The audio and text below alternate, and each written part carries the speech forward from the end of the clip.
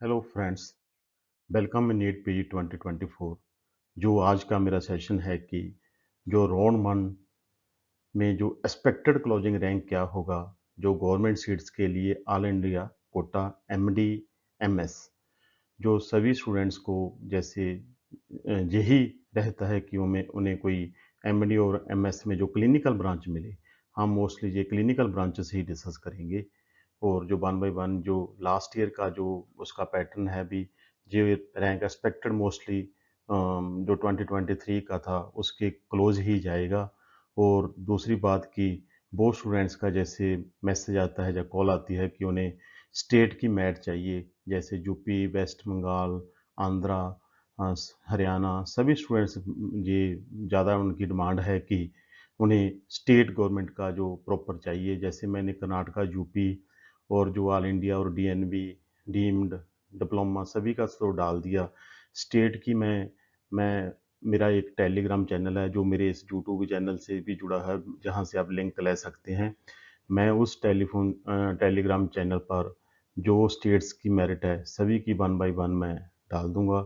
Afternoon this in the evening today मैं जो main states है दो तीन उनकी डाल दूँ वन बाय वन, जो राउंड वन की सभी स्टेट्स की जो रिजल्ट आया है या मेरिट आई है वो मैं आपको मैं फर्स्ट राउंड की वो सभी मैं अपने टेलीग्राम चैनल पर डालूंगा। आप वहाँ से अपना जो एस्टिमेट लगा सकते हैं।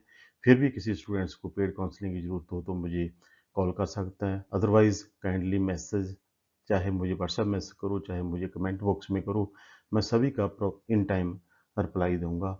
होप कि आपको एक अच्छी सीट मिले, अच्छी ब्रांच मिले।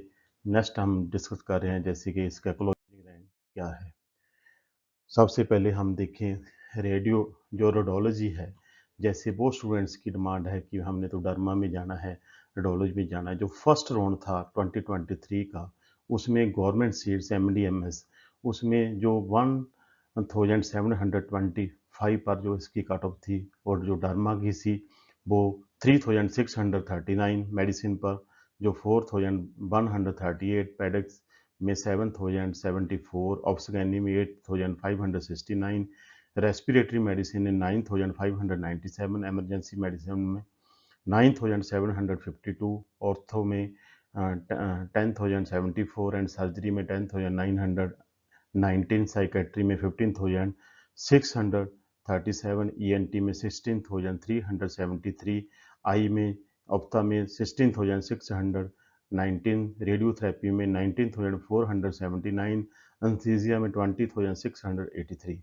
अगर हम देखें तो क्लिनिकल जो मेन ब्रांचेस है जैसे ये तो पैरामेडिकल, वहाँ पर सिर्फ 16,000 मतलब कि 17,000 के करीब जो जो जनरल कैटेगरी की मैट गई है। ऐसे आप देख सकते हैं जो ये कट ऑफ होती है, जहाँ पर जो कॉलेज है सभी स्टूडेंट्स को जहाँ स्टेट या कॉलेज नहीं पसंद आते, ये बात भी ध्यान में रखना। और फ्री रजिस्टर होता है और सेकंड में कंपलसरी ज्वाइनिंग होता है, थर्ड में अगर नहीं ज्वाइन करते तो फिर आप काउंसलिंग प्रोसेस से बाहर हो जाते हैं। ये सभी जो ऐसा ही होता है हर साल, परंतु हो सकता है एमसीसी का इंस्ट्रक्शंस आए, कोई चेंजेस भी हो सकती है, वो हम बाद में डिस्कस करेंगे। ओबीसी कैटेगरी के स्टूडेंट्स का भी काफ़ी ज़्यादा मैसेज आते हैं। इनमें जो अगर देखें हम जो जहाँ पर जो 16,000 गई है, जहाँ पर 21,707 गई है, रेडियो में इनकी जो 3,565, डर्मा में 4,811, मेडिसिन में 5,696, पीड्स में 8,388, ऑप्सगैनी में 13,095, रेटरी मेडिसिन में 10,583, इमरजेंसी मेडिसिन में ये भी काफ़ी डिमांड रहती है स्टूडेंट्स की 12,168, ऑर्थो में 11,804, सर्जरी में 15,301, साइकेट्री में 21,434, ये भी साइकेट्री की आजकल काफ़ी डिमांड है। ईएनटी में 21,874, ईएनटी भी अच्छी ब्रांच है जहाँ पर आप न्यूरो की डीएम कर सकते हैं। ऑप्था में 21,707, रेडियोथेरेपी में 26,376, एनेस्थीसिया में 23,697। इसी तरह ईडब्ल्यूएस कैटेगरी है। ईडब्ल्यूएस कैटेगरी तो ओबीसी कैटेगरी मोस्टली सेम ये चलते हैं। ईडब्ल्यूएस कैटेगरी रेडियोथेरेपी में 3,977, डर्मा में 55,600, 5,561, मेडिसिन में 6073, पीड्स में 9136, ऑब्स्टेट्रिक में 12728, रेस्पिरेटरी मेडिसिन में 12330, एमरजेंसी मेडिसिन में 15779, ऑर्थो में 13391 एंड जो सर्जरी में 15146, साइकेट्री में 26089, ईएनटी में 26166 एंड जो आप ऑप्था में 22418। इसी तरह जो ईडब्ल्यूएस, ओबीसी और जो जनरल कैटेगरी है, इसका हम अंदाजा लगा सकते हैं कि इनकी जो फर्स्ट राउंड में जो क्लोजिंग रैंक था, जैसे जनरल कैटेगरी में 17,000 के करीब, जो 22,000 के करीब ओबीसी में, 22,000 ईडब्ल्यूएस में, और ये एससी कैटेगरी में देखें तो ये 36,000 जो फर्स्ट जैसे राउंड में गया है यहाँ। इसी तरह अगर एसटी में देखें तो 65,000 जो है जो फर्स्ट राउंड में गया है। इन स्टूडेंट्स को जो इनके बीच हैं उन्हें जो फर्स्ट राउंड में सीट मिल सकती है। जी मैं 100% प्रॉमिस कर रहा हूँ कि आपको इस रैंक में कहीं भी सीट मिल सकती है। हो सकता है कि वो कॉलेज आपके पसंद ना, या वो स्टेट आपके पसंद ना, परंतु फिर भी आप अगर इस रैंक पर हैं कैटेगरी के मुताबिक, तो आपको एक अच्छी सीट एमडी और एमएस में ऑल इंडिया कोटा में मिल पाएगी। और जो सेकंड राउंड होगा और थर्ड राउंड होगा, वहाँ पर आपको उसके ज़्यादा इम्प्रूवमेंट हो जाएगी। फर्स्ट राउंड में मैं यही कहता हूँ कि फ्री लिस्ट लेना, जो स्टूडेंट्स को मनपसंद कॉलेज नहीं मिलता, सेकंड काउंसलिंग में ज्वाइन करना, और थर्ड थर्ड काउंसलिंग में उसकी जो आप अपग्रेडेशन ले सकते हैं। मेरी जो चैनल को सब्सक्राइब ज़रूर करना, शेयर करना, लाइक करना।